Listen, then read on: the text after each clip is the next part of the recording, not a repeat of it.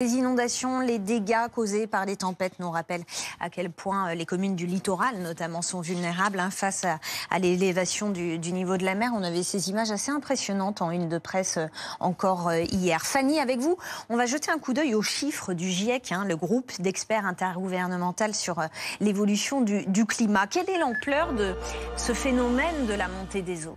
Eh bien, on va regarder les données en effet du GIEC qui montrent que d'ores et déjà, depuis le début du XXe siècle et pendant un peu plus de 100 ans, eh bien, vous allez voir, le phénomène de la montée des eaux est déjà progressif, puisqu'il a augmenté de 20 cm donc, entre 1901 et 2018.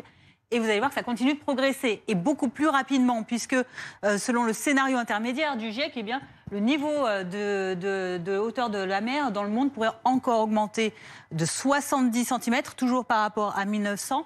Et ça, ce sera donc à l'horizon de 2100, donc au siècle prochain. Et puis, vous allez voir que c'est vraiment exponentiel, cette montée des eaux, puisque en seulement 50 ans plus tard, donc d'ici à 2150, eh bien, le niveau des eaux devrait atteindre le 1,50 m. Un phénomène qui forcément inquiète les maires qui sont concernés par ce type de conséquences du changement climatique. C'est le cas du maire notamment de Pornichet, en Loire-Atlantique, qui s'inquiétait des conséquences dans son environnement de la tempête. Céline, c'était dans le début de semaine, écoutez. Nous avons 3 plages sur Pornichet, une très connue sur la baie du Pouliguen, mais deux autres, Sainte-Marguerite et Bonne-Source. Et là c'est la mauvaise surprise. On a eu tous les accès de plage qui ont été emportés.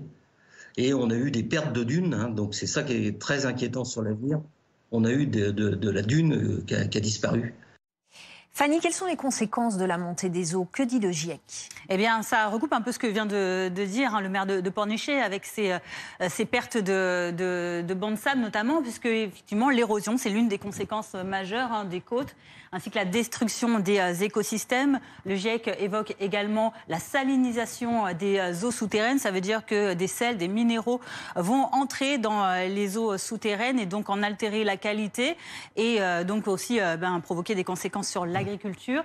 Autre conséquence donnée par le GIEC dans son rapport, les inondations. On en a parlé, évidemment, les dégâts sur les infrastructures côtières.